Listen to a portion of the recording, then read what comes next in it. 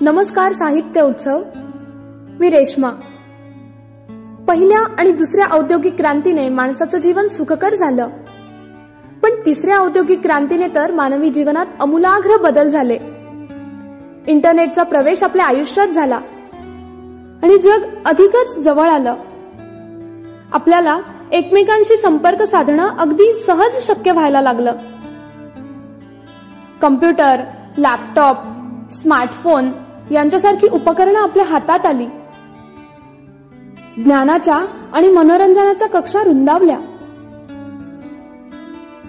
Online प्लॅटफॉर्मची हीच अद्भुत रोमांचक दुनिया आपण समजून घेणार आहोत धीरज बोरकर यांच्यासोबत साहित्य उत्सवच्या विशेष प्रसारणातून. सफर आभासी जगाची. साहित्य उत्सव समूहातील सर्व सदस्य आणि सफर आभासी जगाची ही शृंखला इतर माध्यमांतून ऐकणाऱ्या सर्व श्रोत्यांना माझा सप्रेम नमस्कार. मी धीरज सफर आभासी जगाचीच्या दुसऱ्या अंकात आपलं स्वागत करतोय. आणि मागच्या अंकात सुचवल्याप्रमाणे इंटरनेटचा उगम, विकास, इंटरनेट का आलं, कुठून आलं, कुणी आणलं, या सर्व गोष्टींवर आपण चर्चा करणार आहोत आणि माहिती घेणार आहोत इंटरनेटच्या आजपर्यंतच्या प्रवासाबद्दल. सर्वप्रथम आपण इंटरनेटच्या निर्मितीपूर्वीची पार्श्वभूमी बघूया. खरं तर कुठल्याही गोष्टीचा उद्भव किंवा उद्गम होण्याकरता काही परिस्थिती जबाबदार असते. तोच प्रकार इंटरनेटबद्दलही झालेला आहे. अर्थातच ते होणं अपरिहार्यच आहे. तर पार्श्वभूमीबद्दल सांगताना मला आवर्जून सांगावं लागेल, दुसऱ्या महायुद्धानंतरची खरं तर परिस्थिती हीच खरी त्या इंटरनेटची जननीच म्हणावी लागेल. ती परिस्थिती 1949 मध्ये रशियाने जोसेफ स्टॅलिन यांच्या नेतृत्वात अणुचाचणी केली आणि अमेरिकेसोबत संपूर्ण जगाला धक्का बसला. कारण की अणुबॉम्ब हा हिटलरपेक्षाही धोकादायक माणसाच्या हातात गेला होता. म्हणजे ते तंत्रज्ञान त्यांच्या हाती लागलं होतं. पण हाच प्रवास पुढे चालू असताना शीतयुद्धाची सर्व परिस्थिती आपल्याला माहीतच आहे. 1957 मध्ये रशियाने पुन्हा एक मोहीम हातात घेतली युद्धाव्यतिरिक्त. स्पॉटनिक नावाचं त्यांचं जे मिशन लॉन्च केलं त्यांनी, जे स्पेस रिसर्चवर काम करायचं. आणि आपणा सर्वांना माहीतच आहे की युरी गगारिन अलेक्सियेविच हा रशियन व्यक्ती जगातला प्रथम अंतराळवीर बनला. हाही प्रसंग अमेरिकेसोबतच संपूर्ण जगासाठी एक आश्चर्याचा धक्काच म्हणावा लागेल. त्याला सुखद किंवा दुःखद आपण असं म्हणू नये, पण आश्चर्य मात्र नक्कीच होतं. आता 1949 साली युद्धक्षेत्रात शस्त्रास्त्रांची स्पर्धा अमेरिकेत आणि रशियामध्ये जुंपली असताना रशियाने अमेरिकेची बरोबरी साधली. पण युरी गगारिनच्या अंतराळवीर बनण्याने एक विशेष घटना घडली. ती म्हणजे स्पेस रिसर्चमध्ये अंतराळ विषयक संशोधन क्षेत्रात रशियाने एक पाऊल पुढे ठेवलं अमेरिकेच्या. आणि आपण सर्वांना माहीत आहे की दुसऱ्या महायुद्धानंतर सर्वात मोठी जगातली महासत्ता म्हणून अमेरिकेचा उदय झाला होता. पण असं असताना रशिया आपल्यावर कुरघोडी करू पाहतो आहे. शीतयुद्धामुळे तर अमेरिका आणि जे भांडवलवादी देश आहेत त्यांच्यावर प्रेशर होताच, रशियाचा दबाव होताच. पण एक पाऊल पुढे स्पेस रिसर्चमध्ये जाणं अंतराळ संशोधन क्षेत्रात म्हणजे अमेरिकेला कुठेतरी धोका निर्माण होईल अशी शक्यता वाटू लागली. आणि विशेष म्हणजे रशियाच्या या सर्वच पराक्रमांबद्दल किंवा त्यांच्या प्रगतीबद्दल अमेरिकेलाच काय, जगातल्या कुठल्याही देशाला कानोकान बातमी कळायची नाही. त्यामुळे अमेरिकेत सर्वत्र अशी चर्चा सुरू झाली की रशिया आपल्यावर वेळी अवेळी नकळत अणुहल्ला करू शकतो आणि खगोल क्षेत्रात प्रगती केल्यामुळे त्या हल्ल्याची माहितीही आपल्याला कदाचित लवकर मिळणार नाही. आणि अशा परिस्थितीत अणुहल्ला झाल्यास अमेरिकी सैन्यदल जे विखुरलेलं आहे सर्वत्र ते एक संघ होऊन या लढ्याला सामोरं जाऊ शकेल का? या चर्चेतून अमेरिकी तंत्रात निर्माण झालेलं भीतीदायक वातावरण खरं तर बऱ्याच अंशी नवनवीन रिसर्चसाठी पोषक ठरलं. पण आता मी मुख्य विषयाकडे जाण्याआधी एक अजून उदाहरण देऊ इच्छितो की चार्ल्स बार्बियर तुम्हाला नाव माहीत असेल. आता मी लुईस ब्रेलवर आलेलो आहोत. कसं काय आलो ते तुम्हाला मी पुन्हा मुद्द्यावर आणून सोडतोच. तुम्हाला माहीत आहे लुई ब्रेल यांनी चार्ल्स बार्बियरकडून ती प्रेरणा घेतली होती ब्रेल लिपीचं निर्माण करण्याची. त्यांची 12 टिंबांची लिपी अंधारातही वाचता यायची स्पर्श ज्ञानाने. आणि त्या लिपीचा उगम का बरं झाला होता, निर्माण याच्यासाठी केलं होतं बार्बियर यांनी की सैनिकांना एकमेकाशी गुप्त संवाद साधता यावा जो इतरांपर्यंत पोचू नये. तर हीच काहीशी पार्श्वभूमी अमेरिकेत इंटरनेटच्या उगमाला जबाबदार ठरली. आता ती कशी बघा. जसं आपण बोललेलोच आहोत तर अमेरिकेने हा विचार केला की जर रशियाने अमेरिकेवर अणुहल्ला केला तर त्या परिस्थितीत सैन्य दलासोबतच इतरही यंत्रणा एकत्रितपणे एकसंघपणे त्या हल्ल्याचं प्रत्युत्तर देऊ शकतील अशी परिस्थिती आपल्याकडे, अशी यंत्रणा आपल्याकडे असायला हवी. म्हणून अमेरिकेत 1960च्या दशकात अमेरिकेच्या रक्षा विभागात अशा प्रकारच्या संशोधनाकरिता काम सुरू झालं जे सर्व यंत्रणांना एकत्रित ठेवू शकेल कुठल्याही परिस्थितीत. आणि त्यातूनच इंटरनेटचा जन्म झाला. अमेरिकेचे एक वैज्ञानिक प्रोफेसर JCR लिक रायडर यांनी 1962-63 मध्ये आपल्या मेमोजच्या प्रकाशनातून एक रिसर्च खरं तर एक संशोधन समोर आणलं होतं. ते म्हणजे सर्वच संगणकांना कनेक्ट करणे, संपर्कात आणणे, ज्यातून माहितीचं आदान प्रदान केलं जाईल. आणि याकरिताच 1962 मध्ये US डिपार्टमेंट ऑफ डिफेन्स म्हणजे अमेरिकी रक्षा खातं जे आहे संरक्षण खातं, त्या संरक्षण विभागात एका एजन्सीचं निर्माण झालं. ती एजन्सी म्हणजे DARPA, defence advanced research project agency. तर या एजन्सीचं काम होतं असं एक नेटवर्क बिल्ड करणे. कारण की अणुहल्ला जर झाला अमेरिकेवर तर टेलिफोन लाईन्स डेड होतील या शंकेमुळे नवीन नेटवर्कची गरज त्यांना होती माहितीचं आदान प्रदान करण्याकरता. म्हणून त्यांनी नवीन जाळं निर्माण करण्याकरता संगणकांचा आधार घेतला. आणि संगणक ही नवीन मीन ऑफ कम्युनिकेशन म्हणजे नवीन डिव्हाइस होतं, नवीन एक माध्यम होतं कनेक्टिव्हिटीचं. त्याचा विचार त्यांनी टेलिफोन व्यतिरिक्त केला होता. तर म्हणून DARPAची स्थापना केली होती. आणि DARPA नेमकं संगणकांना कसं कनेक्ट करणारी यंत्रणा निर्माण होऊ शकते या ध्येयाला गाठण्याकरता काम करणार होती. आणि DARPAने JCR लिक रायडर यांच्या थिअरीचा वापर किंवा उपयोग हे लक्ष्य साध्य करण्यासाठी केला.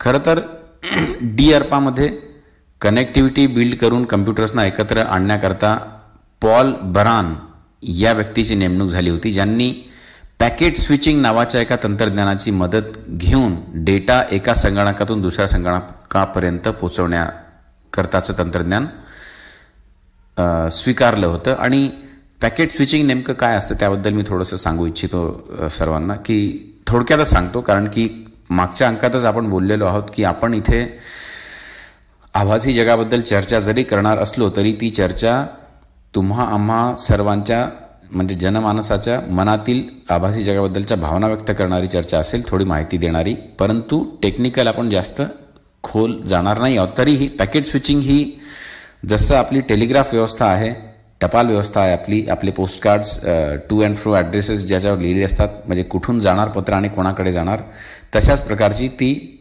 सेवा आहे, ती कन्सेप्ट आहे. खरं तर ती कल्पना आहे पॅकेट स्विचिंगची, जी व्हर्च्युअली काम करते.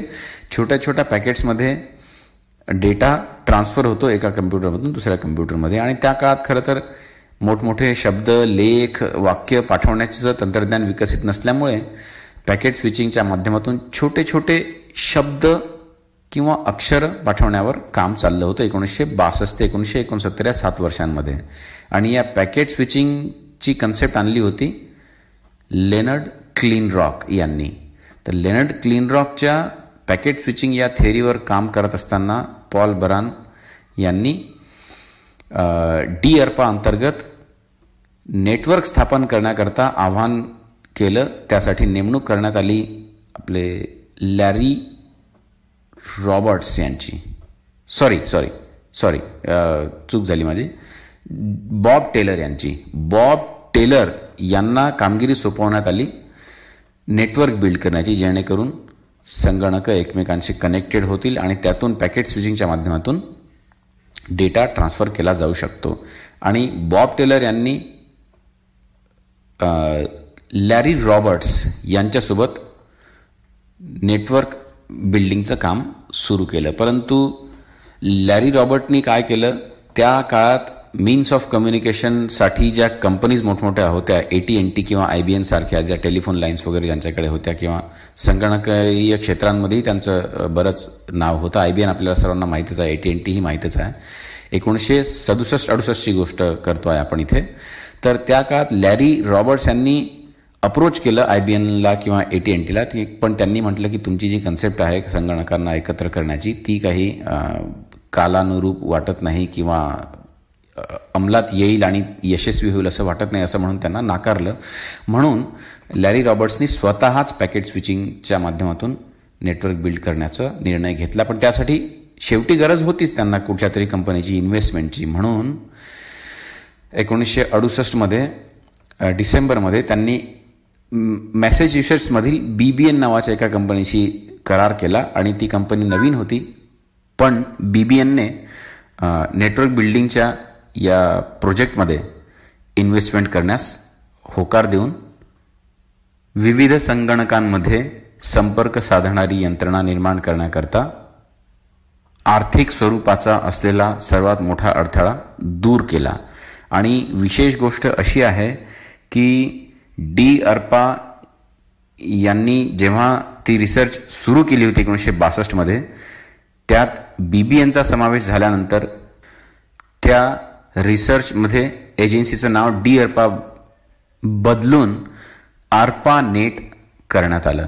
कारण की BBNचा समावेश होण्यापूर्वी बॉब टेलर यांनी डिफेन्स खात्याकडे म्हणजे संरक्षण खात्याकडे मागणी केली होती आर्थिक, की हे नेटवर्क जर बिल्ड करायचं असेल तर कमीत कमी $1 मिलियन आपल्याला खर्च करावे लागतील संगणकांच्या कनेक्टिव्हिटी करता. परंतु डिफेन्सने इतके पैसे देण्यास नकार दिला. आणि याच्यावर एक शोकांतिका अशीही सांगितली जाते मग अमेरिकेत की 1969 मध्येच नोव्हेंबरमध्ये ARPANETवरून पहिला मेसेज ट्रान्सफर झाला होता डेटा. परंतु आणि त्याच वर्षी जुलैमध्ये आपल्याला माहितीच आहे की चंद्रयान अमेरिकेचं लॉन्च झालं होतं, चंद्रावर पोहोचला होता नील आर्मस्ट्रॉंग. तर तिथे शोकांतिका अशी आहे की चंद्रावर जाण्याकरता जितका खर्च अमेरिकेने केला होता त्यापेक्षा कितीतरी पट कमी खर्चात हे ARPANET किंवा जे आजचं इंटरनेट आहे ते स्थापन करण्यासाठी लागणार होता. अशी सर्व परिस्थिती असताना, डिफेन्स डिपार्टमेंटनी खर्च नाकारलेला असताना, BBN सारख्या नवख्या कंपनीकडून पैसा जमवून ही research finally Bob Taylor, Larry Roberts यांनी करवून घेतली. आणि विशेष सांगायची गोष्ट अशी की रिसर्चसाठी सगळ्यात महत्त्वाचं ठिकाण जगभर जर कोणतं असेल तर ते आहेत युनिव्हर्सिटीज, जिथे विविध विषयांवर संशोधन केलं जातं त्यांच्या लॅबोरेटरीजमध्ये. तर तोच प्रकार याही बाबतीत झाला होता. स्टॅनफोर्ड युनिव्हर्सिटी असो किंवा मग कॅलिफोर्निया युनिव्हर्सिटी असो, या ठिकाणी झाला होता. तर 20 जुलै 1969 नील आर्मस्ट्रॉंगला चंद्रावर अमेरिकेने पोचवल्यानंतर तब्बल 3 महिन्यांनी तो दिवस उजाडला ज्या दिवसामुळे आज आपण इथे आभासी जगाबद्दलची चर्चा करतोय.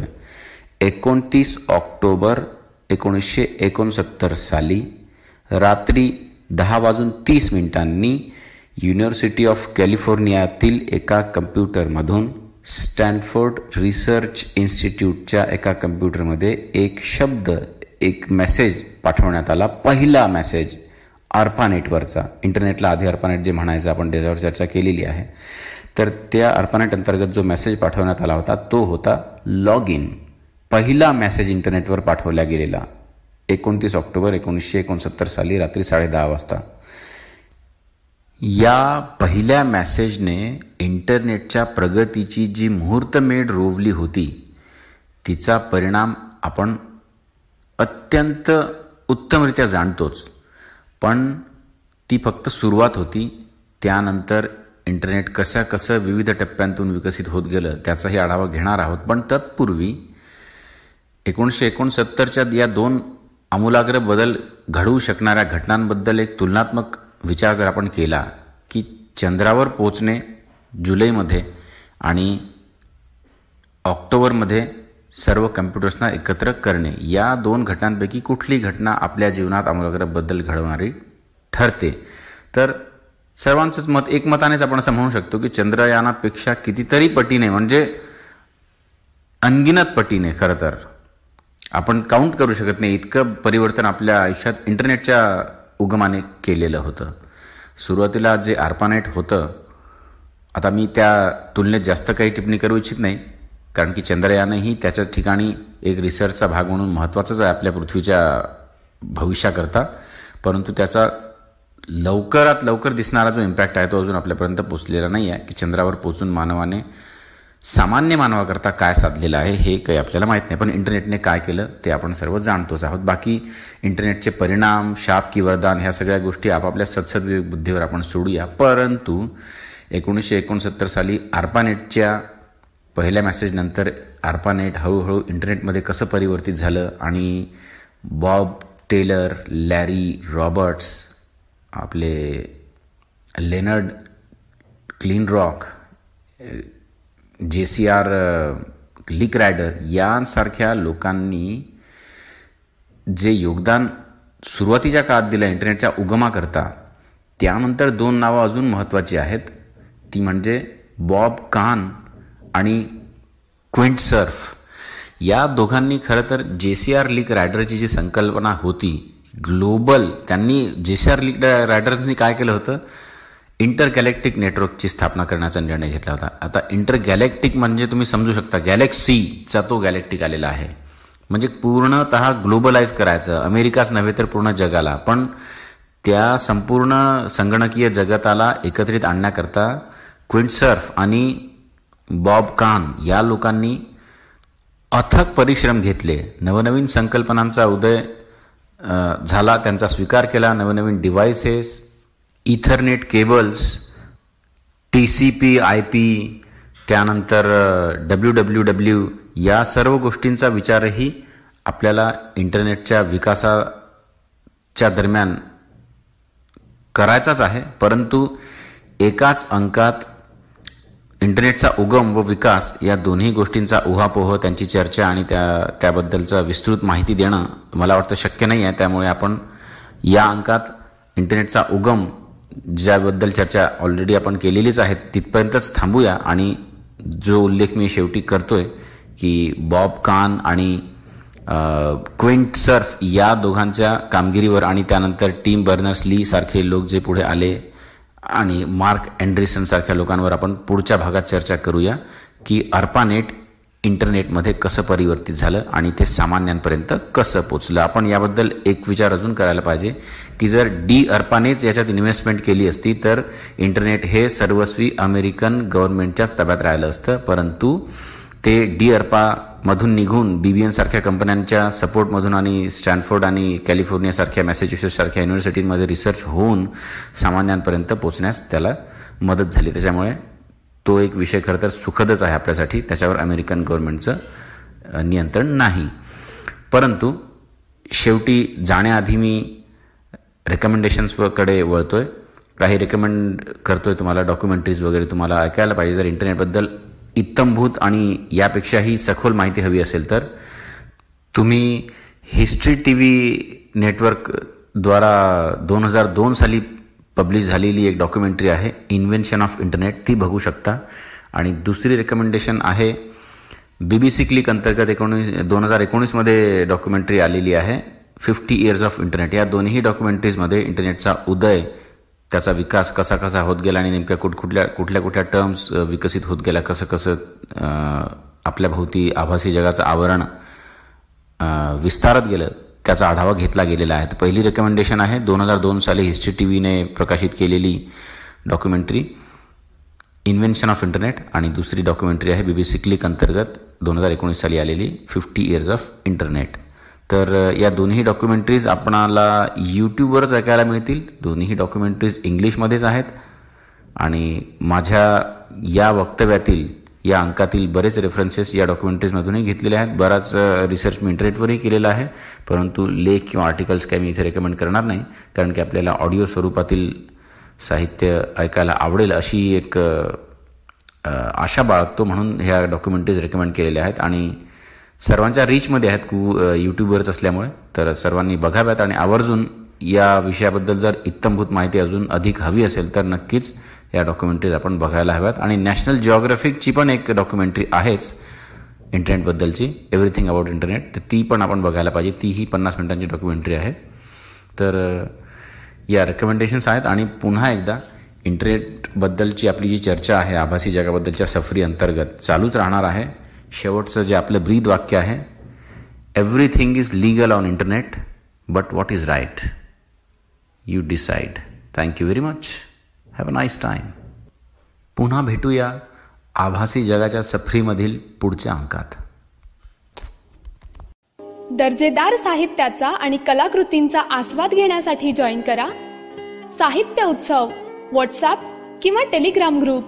जॉईन करण्यासाठी संपर्क करा 98 81 60 20 25 या क्रमांकावर. संपर्क क्रमांक पुन्हा एकदा 9881 60 2025. साहित्य उत्सव हे यूट्यूब चॅनल आजच सबस्क्राईब करा. साहित्य उत्सवच्या फेसबुक पेजला जरूर भेट द्या, कारण ज्ञान आणि मनोरंजन यांचं अतूट नातं म्हणजे साहित्य उत्सव.